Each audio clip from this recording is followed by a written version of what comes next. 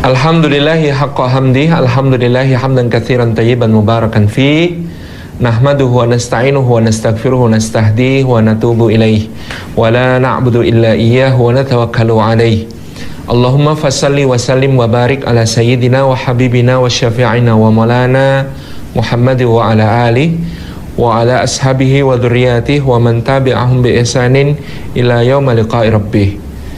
Bapak, Ibu, rekan-rekan sekalian yang dimuliakan oleh Allah Subhanahu wa taala, puji syukur kita panjatkan kehadirat Allah atas limpahan karunia-Nya pada siang yang penuh berkah ini. Allah menghimpun kita di dalam majelis ilmu. Mudah-mudahan setiap langkah yang kita tempuh hari ini menjadi pemudah jalan kita semua menuju ke surga. Dan mudah-mudahan duduk kita semua termasuk taman di antara taman-taman surga, tempat Allah Subhanahu wa ta'ala mencurah-curahkan rahmatnya, menaungkan sayap-sayap malaikatnya, menurunkan sakinah ke dalam hati kita, dan menyebut-nyebut nama kita semua dengan bangga pada makhluk-makhluk mulia yang ada di sisinya. Bapak, Ibu, rekan-rekan sekalian yang dirahmati Allah, paling tidak ada 5 poin yang harus kita perhatikan untuk menjadi seorang muslim yang didambakan oleh umat ini. Yang pertama adalah kesadaran identitas, yang kedua kesadaran kompetisi, yang ketiga kesadaran kontribusi, yang keempat kesadaran sinergi, yang kelima kesadaran misi. Jadi menjadi seorang muslim itu pertama-tama adalah tentang identitas. Bagaimana kita menyadari bahwa kita adalah seorang muslim yang identitas diri maupun agama kita itu diproklamasikan dengan penuh pemuliaan oleh Allah Subhanahu wa ta'ala dari langit. Nama agama kita, agar kita memiliki kebanggaan terhadap din ini, itu diberikan langsung oleh Allah dengan kata-kata yang sangat indah, dengan diturunkan wahyu yang terakhir, yang paripurna kepada Rasulullah sallallahu alaihi wasallam, di mana Allah berfirman, "Al-yauma akmaltu lakum dinakum wa atmamtu alaikum ni'mati wa raditu lakumul Islam madina." Al-yauma akmaltu, pada hari ini aku telah menyempurnakan, kata Allah, lakum, untuk kalian, dinakum, agama kalian, wa atmamtu alaikum ni'mati, dan telah aku cukupkan nikmatku untuk kalian, wa raditu lakumul Islam madina, dan aku telah ridai untuk kalian Islam sebagai agama bagi kalian. Ini yang kemudian satu hari menjadi perbincangan serius para ahbar, para pemuka ahli kitab Yahudi kepada Amirul Mukminin Umar ibn Khattab radhiyallahu anhu, di mana mereka berkata kepada Sayyidina Umar, seandainya ayat yang turun kepada kalian itu turun kepada kami, maka niscaya kami akan jadikan hari di mana ayat itu turun sebagai hari raya. Jadi kata mereka, ada satu ayat di dalam Al-Quranul Karim yang seandainya ayat itu turun kepada kami, maka akan kami jadikan hari turunnya ayat tersebut sebagai hari raya bagi kami. Kata Sayyidina Umar ibn Khattab, ayat yang mana? Kemudian mereka menjawab, ayat al-yawma akmaltu lakum dinakum wa atmamtu alaikum ni'mati wa raditu lakumul Islam madina, di surah Al-Maidah ayat yang ketiga. Ayat tentang pada hari ini telah kusempurnakan agama kalian, aku cukupkan nikmatku untuk kalian, dan aku ridhai Islam menjadi agama bagi kalian. Kata Sayyidina Umar ibn Khattab, bahkan sesungguhnya tanpa kalian jadikan sebagai hari raya, maka Allah Subhanahu wa ta'ala memang menurunkan ayat itu pada hari yang paling suci, di tempat yang paling suci, di bulan yang suci, yaitu di bulan Dzulhijjah, pada hari Haji Akbar di Padang Arafah, ketika manusia berkumpul bersama Rasulullah sallallahu alaihi wa alihi wasallam. Lalu Allah pun menurunkan ayat ini dan Rasulullah SAW membacakannya kepada kami. Jadi kata orang-orang Yahudi itu, betapa istimewanya penyebutan agama langsung oleh Allah Subhanahu wa taala dengan kata-kata, dan telah aku ridhoi untuk kalian Islam menjadi agama bagi kalian. Tidak ada di dalam kitab suci agama lain itu ya, tanpa kita merendahkan, dengan kita tetap menghormati, tetapi harus jujur diakui tidak ada penyebutan agama lain yang termaktub di dalam kitab suci mereka. Mayoritas nama-nama agama diberikan oleh orang lain kepada agama tersebut, diberikan oleh manusia dan sesama manusia kepada agama atau keyakinan tersebut, baik itu Buddhisme, baik itu Hinduisme, baik itu kemudian kekristenan, baik itu kemudian Yahudi yang kemudian merujuk pada hanya nama dari salah satu putra dari Nabi Yakub alaihi salam, yaitu Yehuda misalnya, dan agama-agama lain-lainnya. Ini semuanya dinamai oleh manusia dan kita tidak menemukan rujukan di dalam kitab sucinya tentang nama agama tersebut. Bagaimana dengan nama pemeluknya? Sama. Al-Quranul Karim memberikan keistimewaan yang luar biasa kepada kaum muslimin dengan surah Al-Hajj ayat ke-78, di mana Allah mengatakan huwa sammakumul muslimin min qabl wa fi hadha. Allah Subhanahu wa taala telah memberi nama kalian sebagai muslim sejak sebelumnya, dan juga di dalam Al-Qur'an ini kemudian ditetapkan oleh Allah Subhanahu wa taala. Penganut agama lain tentu memiliki sebutan, tapi nama untuk sebutan bagi penganut agama itu juga sama, berasal dari apa yang dikatakan oleh manusia, tidak dapat dirujuk ke dalam kitab sucinya.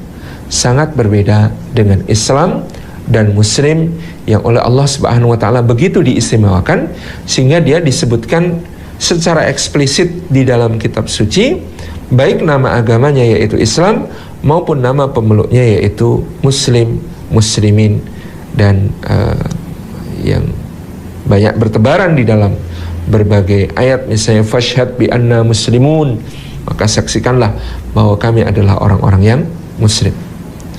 Jadi ini sebuah kehormatan dan kebanggaan identitas bagi kita semuanya, karena dengan menyandang identitas sebagai seorang muslim, maka kita tersambung dengan para muslim yang lain yang Allah Subhanahu wa taala bentangkan sejarahnya di dalam Al-Qur'anul Karim dari sejak awal peradaban manusia sampai kelak di akhir zaman.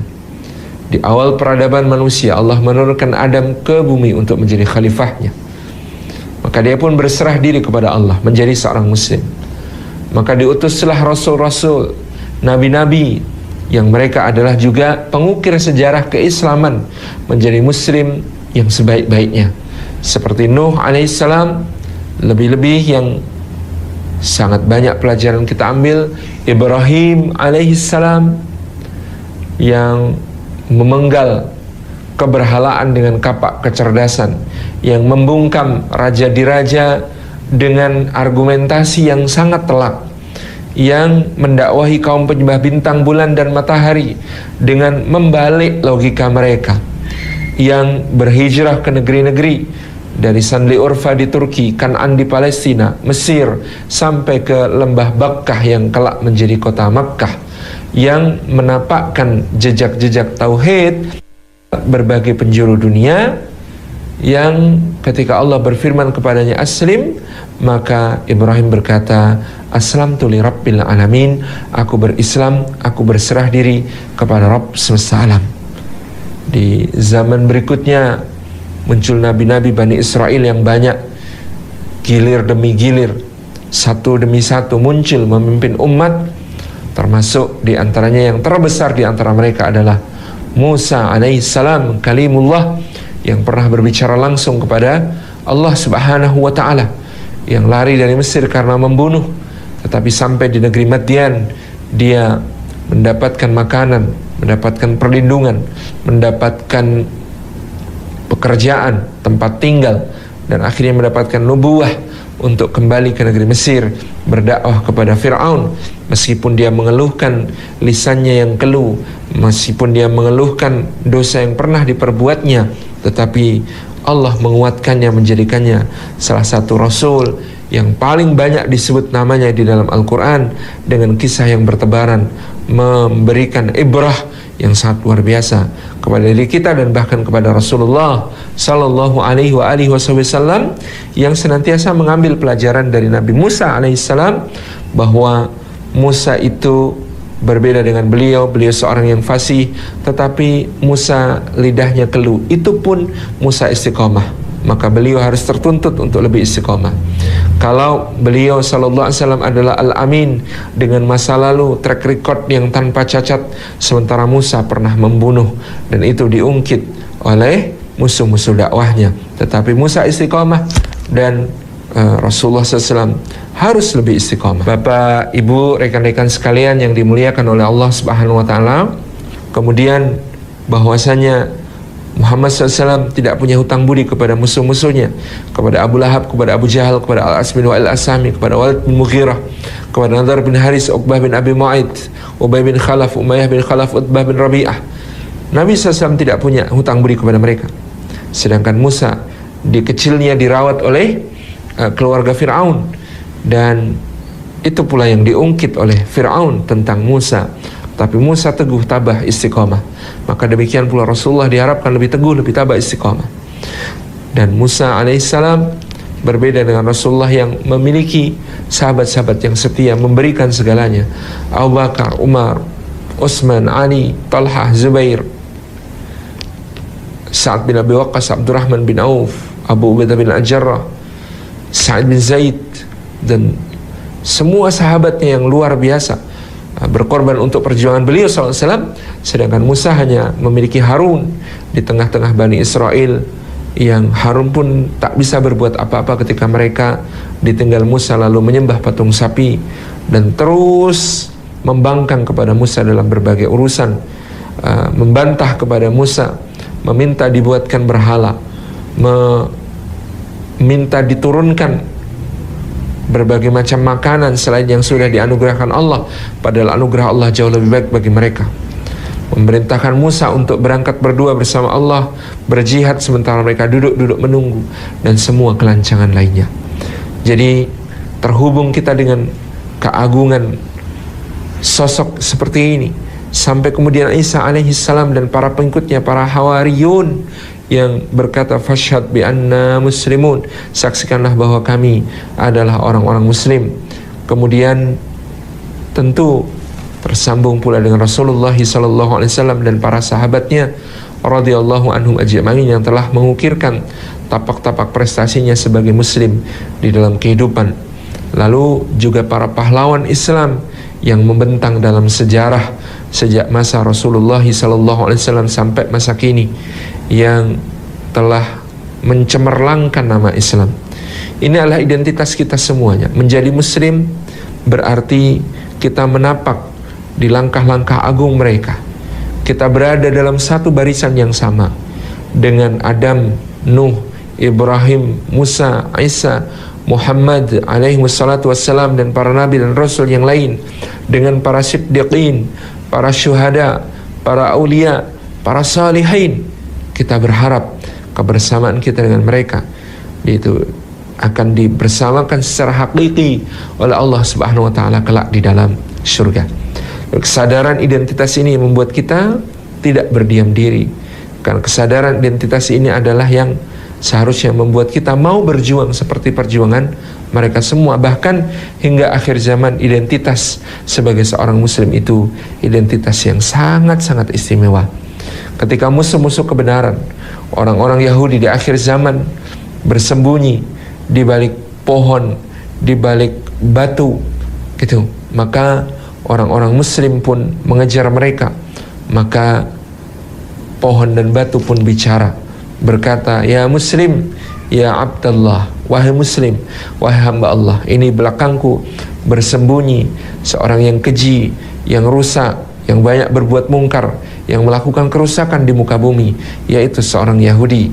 Pada saat itu demikian adanya, maka kemari dan bunuhlah dia. Subhanallah, ini adalah identitas perjuangan. Ini adalah identitas menegakkan tauhid, menegakkan keesaan Allah. Ini adalah identitas untuk menghayati dakwah sepanjang zaman yang dilakukan oleh para nabi, para rasul, dan orang-orang yang sampai juga bahkan ke negeri kita, membawa Islam dengan damai, membawa Islam tanpa pedang, membawa Islam dengan hikmah yang luar biasa.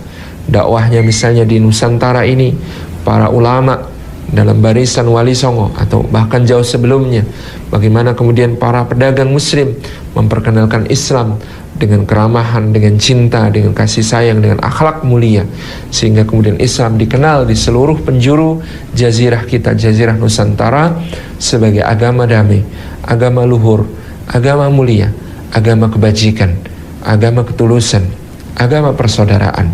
Inilah kita dalam kesadaran identitas sebagai seorang muslim yang memiliki Islam. Setelah kesadaran identitas, hidup kita harus diisi dengan kesadaran kompetisi. Kalau kita sudah menjadi muslim, maka kita menjadi seorang yang telah mendaftar di dalam perlombaan yang Allah menjadi juri sekaligus panitianya, yang Allah Subhanahu wa ta'ala menjadikan tergelarnya bumi. Inna ja'alna ma'al ardi zinatan laha linabluwahum ayyuhum ahsanu amala. Di suratul Kahfi ayat yang ke-7, sesungguhnya kami jadikan segala yang ada di atas bumi sebagai hiasan baginya untuk menguji siapa di antara manusia yang terbaik amalnya. Juga Allah menciptakan dunia dan akhirat, kematian dan kehidupan, untuk menguji kita siapa di antara kita yang terbaik amalnya, dengan kata-katanya dalam surah Al-Mulk ayat yang kedua, alladzi khalaqal mauta wal hayata liyabluwakum ayyukum ahsanu amala. Dialah Allah yang menciptakan kematian dan kehidupan untuk menguji siapa di antara kalian yang terbaik amalnya. Inilah perlombaan, musabaqatul khairat, berlomba-lomba di dalam kebaikan yang Allah menjadi juri sekaligus panitianya. Kalau begitu, sebelum kita memulai di garis start untuk melaksanakan lomba tersebut, maka pastikan satu hal, yaitu kita telah mendaftar di dalam perlombaan tersebut. Cara mendaftarnya sangat sederhana, yakni menjadi muslim dengan bersyahadat asyhadu an la ilaha illallah wa asyhadu anna muhammadar rasulullah, bersaksi bahwa tiada sesembahan yang berhak untuk diibadahi selain Allah dan bahwa Muhammad sallallahu alaihi wasallam adalah utusan Allah. Ini adalah yang menjadi pendaftaran dalam lomba itu. Maka dalam kesadaran identitas ini kadang kita memiliki rasa prihatin melihat orang yang larinya sangat cepat tetapi dia belum mendaftar, melihat orang yang amalnya sangat baik tetapi dia belum mendaftar ke perlombaannya Allah Subhanahu wa ta'ala. Saya pernah menyaksikan videografi biopik, ya, gambar tentang kehidupan, gambaran tentang kehidupan Ibu Teresa, yang sangat membuat kita terharu dan merasa kecil betapa sedikit yang bisa kita lakukan dibanding beliau. Beliau datang sebagai seorang gadis muda, mengambil sumpah sebagai seorang biarawati, dan pertama yang dia cari adalah orang-orang yang terbuang, yang sengsara, yang tersisih, yang menderita. Dan ketika itu di India, yang beliau temui adalah para penderita kusta. Para penderita kusta itu digendong, dibawa ke rumah perawatannya, dibersihkan luka-lukanya, dimandikan, kemudian diobati sedikit demi sedikit, disuapi makannya, diajari keterampilan, sampai pun akhirnya mereka mandiri. Sedangkan mereka dahulunya tinggal di tempat sampah. Karena demikianlah orang India pada saat itu memandang kusta, lepra sebagai hukuman dewa, maka mereka layaknya hidup di tempat-tempat sampah. Ibu Teresa mengangkat mereka, menjadikan mereka orang yang dapat merasakan kehidupan sebagai manusia yang dikasihi, yang dicintai. Betapa kita menitikkan air mata, kita belum bisa seperti itu. Tetapi kita akan lebih sedih kalau kemudian membaca memoir beliau yang kemudian diterbitkan, yang berjudul Come Be My Light, datang jadilah cahayaku. Di halaman terakhir buku memoirnya ini, seorang Ibu Teresa menulis Tuhan, di mana engkau? Kau mengatakan, carilah aku di antara orang-orang miskin, yang terbuang, yang tertindas. Aku menunggumu di sana berpuluh tahun, tetapi engkau, kenapa engkau tidak datang kepadaku? Luar biasa, sebuah pengalaman yang membuat kita harus sangat bersyukur menjadi orang yang telah mengambil tanda pendaftaran sebagai seorang muslim yang siap berlomba di dalam perlombaan yang Allah menjadi juri sekaligus panitianya. Agak menjadi repot tadi orang yang larinya cepat sekali, tapi saya yang tidak mendaftar. Tapi yang lebih menjengkelkan bagi kita adalah orang yang sudah mendaftar tetapi dia duduk-duduk di garis start. Ketika ditanya kepadanya, saudara, kenapa kita tidak lari? Dia mengatakan, oh, garis start dan garis finishnya kan juga di sini. Kenapa kita repot-repot berlari gitu ya? Seakan-akan ya dia tidak tahu bahwa syarat seseorang diakui mengikuti lomba adalah ketika dia bergerak dari start menuju ke finish. Seperti apapun gerakannya, sejauh manapun kecepatannya, tetapi dia harus bergerak dari start menuju ke finish. Nah, rekan-rekan yang disayang Allah, kesadaran untuk berlomba-lomba di dalam kebaikan karena kita telah mendaftar kepada juri dan panitia, yaitu Allah Subhanahu wa taala, dengan kalimatus syahadatain yang kita ucapkan, ini menjiwai seluruh gerak kita sebagai seorang muslim. Kesadaran identitas yang pertama, kesadaran kompetisi yang kedua, bahwa kita sedang berlomba-lomba di dalam kebaikan. Sayyidina Umar ibn Khattab menceritakan kisah ini yang dinukil oleh Abdurrahman Asy-Syarqawi dalam Abu Bakar As-Siddiq, kitab beliau. Suatu hari Nabi SAW pulang dari satu perjalanan jihad dan beliau tidak seperti biasa tergesa-gesa untuk masuk ke kota Madinah pada malam hari. Maka keesokan subuh ketika Nabi SAW duduk di antara para sahabat seba'da sholat subuh, beliau bertanya, siapakah di antara kalian yang tidak malam qiyamul lail? Maka semua terdiam karena semua baru pulang sampai di Madinah tengah malam, sangat kelelahan sehingga mereka tidak sempat untuk melaksanakan qiyamul lail. Tetapi Abu Bakar As-Siddiq dipaksa Rasulullah mengaku dan dia mengatakan, saya Rasulullah biasanya membiasakan diri untuk melaksanakan qiyamul lail sebelum tidur karena saya khawatir kalau saya sudah tertidur maka saya tidak akan bangun lagi untuk esok hari. Jadi Abu Bakar As-Siddiq qiyamul lail pada malam itu. Rasulullah bertanya lagi, siapa di antara kalian yang hari ini puasa? Maka lagi-lagi semua tidak berpuasa kecuali Abu Bakar As-Siddiq yang berpuasa. Ketika Rasulullah bertanya, siapa di antara kalian yang sudah mengantar jenazah? Maka Abu Bakar As-Siddiq berkata, saudara Ansor kita namanya Fulan yang kemarin terluka di dalam peperangan yang kita laksanakan, maka tadi malam dia meninggal dunia, maka aku, kata Abu Bakar, sudah mengurus jenazahnya sampai selesai. Kemudian Nabi bertanya lagi, siapa yang sudah membantu fakir miskin, membantu anak yatim? Maka Abu Bakar kemudian harus menyebutkan bahwa anak yatim dari sahabat Ansar yang telah meninggal itu telah dia jamin nafkahnya untuk 3 bulan ke depan. Kemudian ketika Rasulullah bertanya lagi, siapa di antara kalian yang sudah menjenguk orang sakit? Maka Abu Bakar menceritakan bahwa dia menghampiri Abdurrahman bin Auf untuk bersama ke masjid, tapi ternyata Abdurrahman bin Auf sakit, maka dia pun menjenguk dan mendoakannya. Dan lagi yang ditanyakan adalah, siapa yang sudah bersedekah kepada para fakir miskin?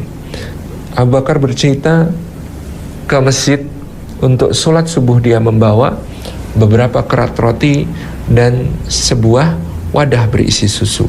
Lalu itu diberikan kepada para ahlus suffah, orang-orang yang tinggal di masjid karena mereka orang-orang miskin dan sebatang kara.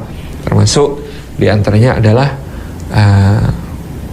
Abu Hurairah radhiyallahu anhu, sahabat yang sangat banyak meriwayatkan hadis dari Rasulullah SAW karena kebersamaan yang sangat intens bersama Rasulullah. Namun dia tidak memiliki rumah, dia tinggal di Suffah Masjid Nabawi. Ketika kemudian semua telah ditanyakan, maka semua sahabat menunduk, seakan-akan tidak ada lagi yang bisa mengalahkan Abu Bakar di dalam amal.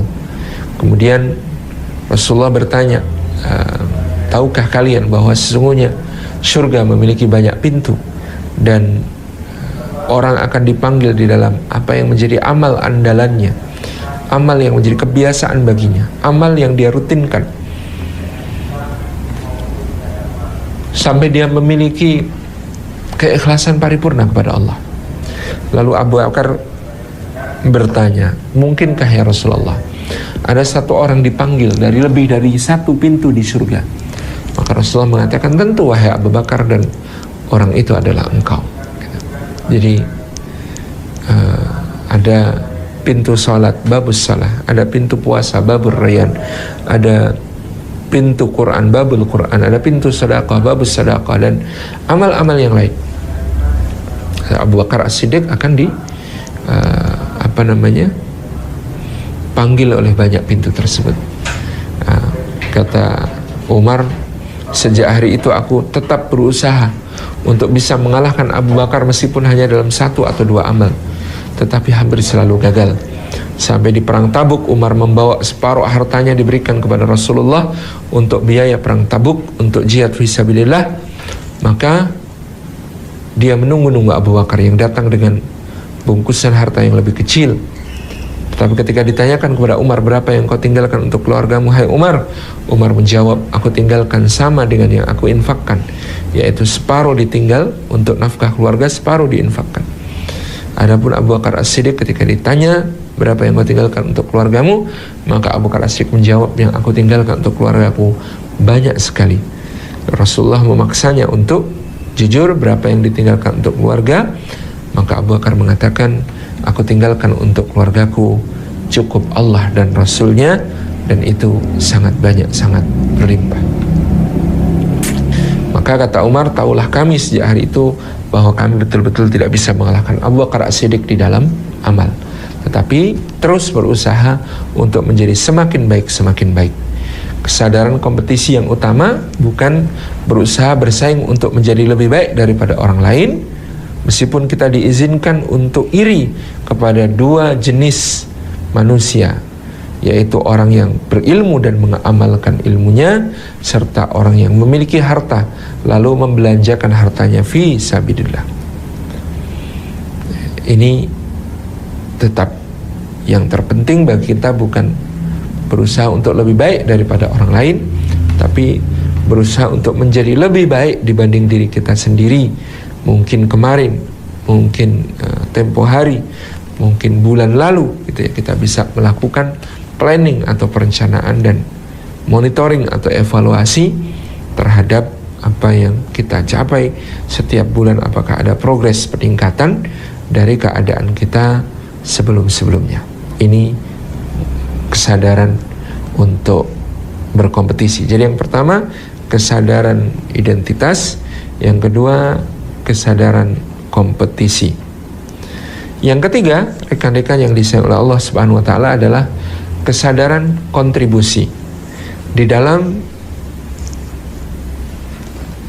proses kita untuk menjadi seorang muslim dambaan umat, ini salah satu yang terpenting untuk kita tampilkan dari diri kita, bahwa sesungguhnya Allah memberi perumpamaan tentang iman itu, alam tara kaifa fa'ala, alam tara kaifa daraballahu mathala kalimatan thayyibatan kasyajaratin thayyibah asluha thabitun wa far'uha fis sama' tu'ti ukulaha kullahinin bi'idzni rabbiha. Tidakkah kamu perhatikan bagaimana Allah membuat perumpamaan tentang kalimat yang baik atau keimanan yang baik itu seperti pohon yang baik. Ciri pohon yang baik itu asluha thabitun, bahwa akarnya teguh menghunjam, wa far'uha fis sama', dan cabang-cabangnya menggapai langit, tu'ti ukulaha kullahinin bi'idzni rabbiha, dia memberi buahnya setiap musim dengan izin Rabbnya. Masya Allah.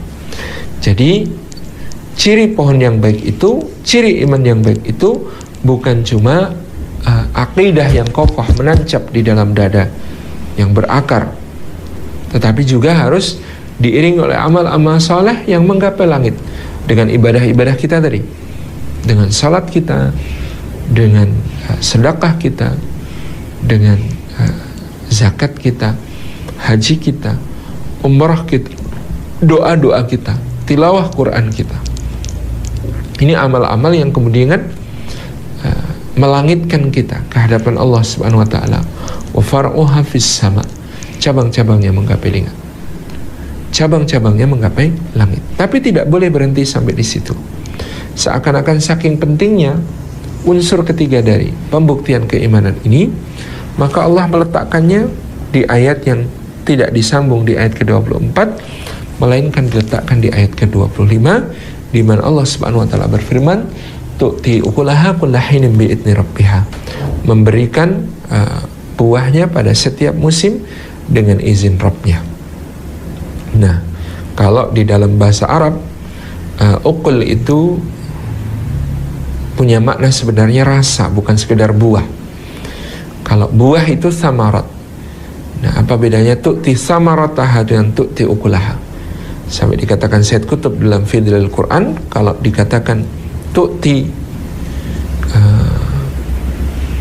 samarataha itu ada orang, kita melemparkan buah mangga kemudian kena ke mukanya, blek gitu, kemudian katakan, mohon maaf ya, itu saya kasih buah mangga, tolong diterima. Itu namanya masih tu'ti samarataha. Tapi kalau tu'ti ukulaha itu ketika kita memilihkan mangga yang paling harum aromanya, yang paling manis rasanya, yang paling lembut teksturnya, yang paling enak gitu ya, kemudian kita kupaskan, kita iris-iris kecil-kecil sesuai ukuran suapan, kita sajikan di dalam wadah yang cantik dan diberi hiasan, kita sajikan dengan nampan, kita tusuk pakai garpu, kita suapkan ke mulutnya. Ini yang disebut sebagai tu'ti ukulaha kullahinin bi'idni rabbiha. Jadi seorang muslim punya kesadaran identitas, kesadaran kompetisi, dan kemudian kesadaran kontribusi.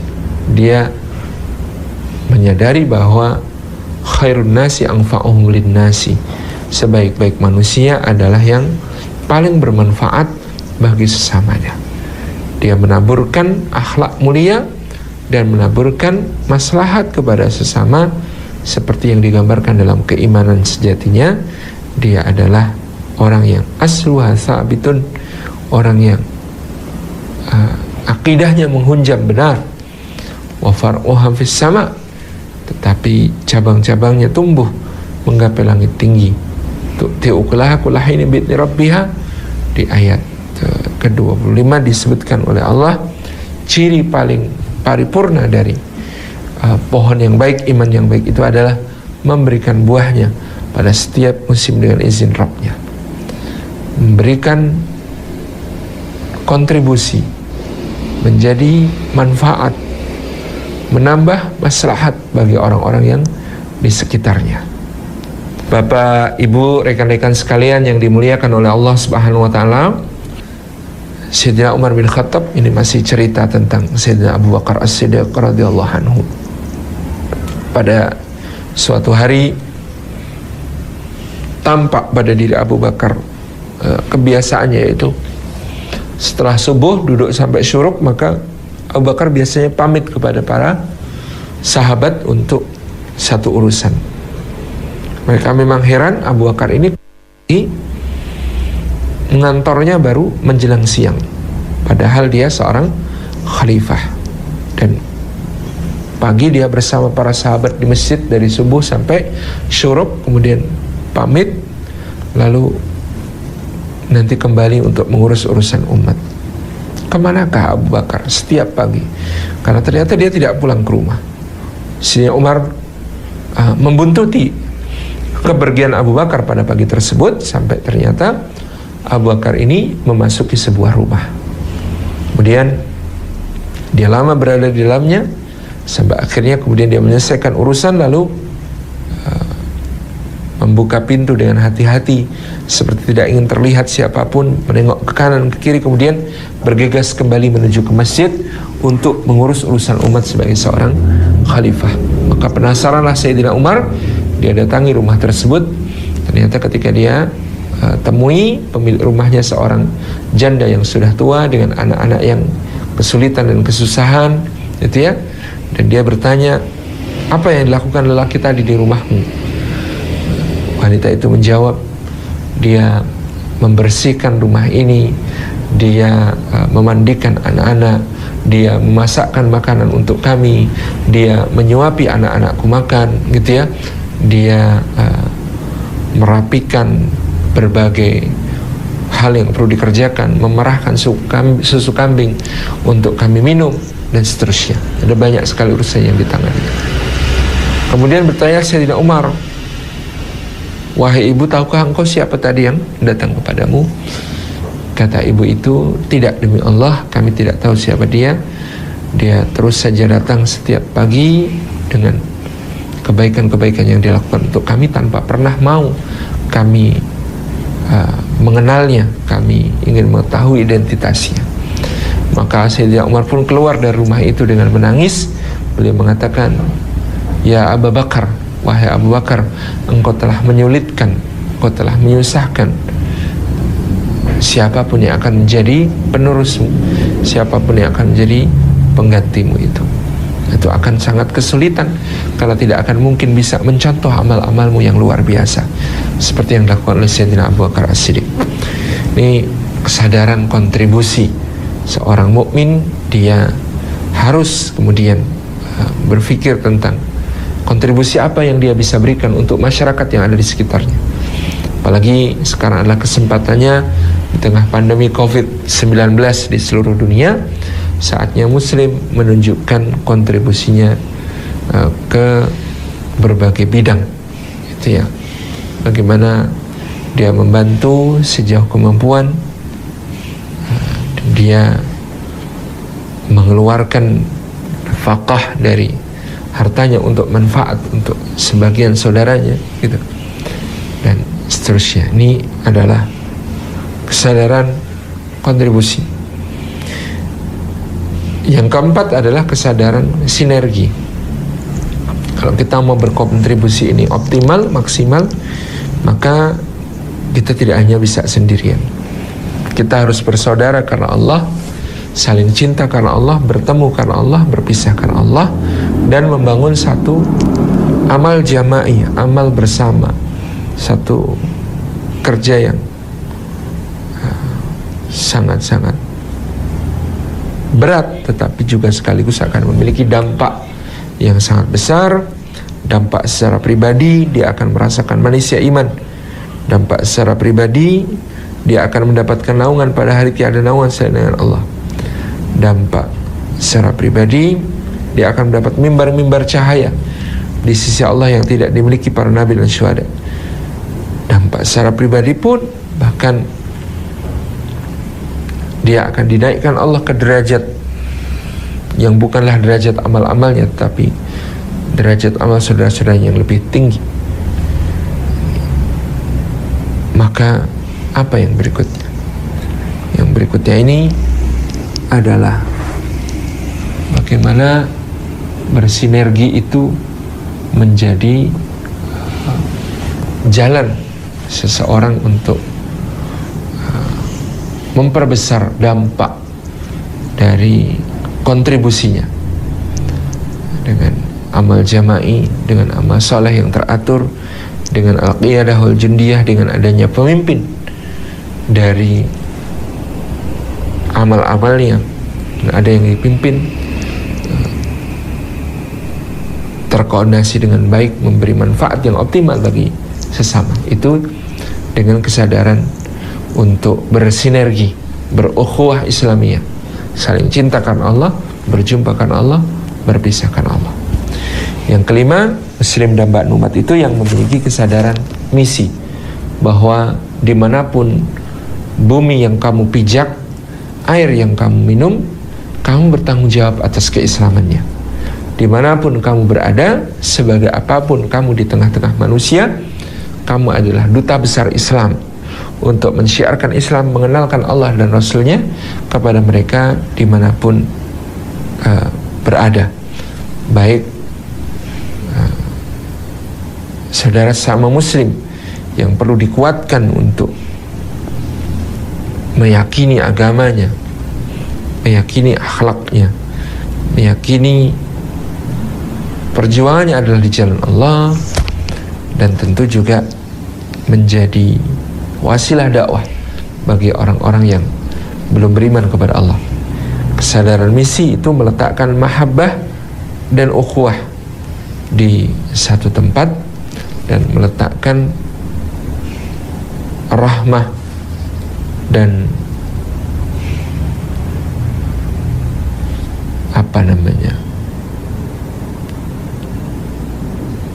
dakwah, ya, rahmah dan dakwah di tempat lain.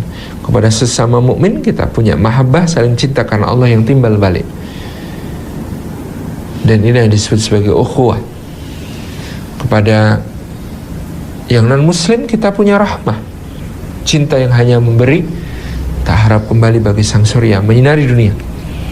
Dengan cinta itu kita menampilkan akhlak yang sebaik-baiknya dalam kerangka dakwah. Adillatin alal mu'minin, aizzatin alal kafirin. Adillah, merundukkan diri di hadapan sesama mukmin. Aizzatin alal kafirin, menjaga izzah, kemuliaan di depan orang yang memusuhi Islam, yang kemudian juga dilakukan sebagai seorang muslim dambaan, yaitu terus untuk senantiasa memiliki kesadaran misi dengan akhlak mulia yang kita tebarkan kepada orang-orang yang belum kenal Islam, dengan prestasi, dengan kontribusi, dengan berbagai kiprah yang semuanya kita tujukan lillah, karena Allah, untuk dakwah ini. Jadi lengkap ya Bapak Ibu dirahmati Allah, seorang muslim dambaan umat itu dia punya kesadaran identitas yang membuatnya bangga akan Islam, menyambungkannya dengan para pendahulunya yang Islam, yang hebat, yang agung. Yang kedua, kesadaran kompetisi, bahwa kita sedang berlomba di perlombaan yang Allah jadi juri sekaligus panitianya. Yang ketiga, kesadaran kontribusi, bahwa hidup harus menebar manfaat dan sebaik-baik manusia adalah yang paling bermanfaat bagi sesama.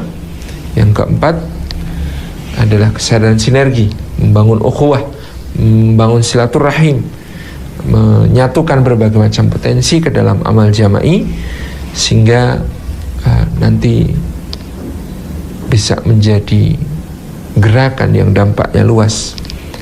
Manusia mengenal Allah, mengenal Rasulullah SAW, dan seterusnya. Dan yang berikutnya adalah kesadaran kontribusi, lalu kesadaran sinergi, saling cinta karena Allah, karena ini akan mengantar kita kepada amal-amal yang tidak digapai oleh diri kita pribadi, tapi bisa dilaksanakan oleh sesama kita, membuat kita terangkat ke kedudukan tinggi di sisi Allah Subhanahu wa taala. Karena istaksir min asdiqais salihin fa innalahum syafa'atun yaumil qiyamah. Perbanyak teman yang saleh karena mereka memiliki syafaat di yaumil qiyamah. Dan terakhir adalah kesadaran misi, bahwa segala yang kita lakukan dalam berbagai geraknya adalah dakwah ilallah. Segala yang kita lakukan adalah dalam rangka mengenalkan Allah, mengenalkan Rasulnya, mengenalkan risalah Islam. Kesadaran misi yang selalu kita bawa kemanapun kita pergi, kita menjadi duta besarnya Islam yang dipandang indah. Jangan sampai menjadi al-islamu mahjubun bil muslimin, Islam itu tertutup oleh perilaku atau keadaan orang-orang muslim yang tidak sesuai dengan apa yang mereka fahami dari pengamalan terhadap Islam. Jadi 5, identitas,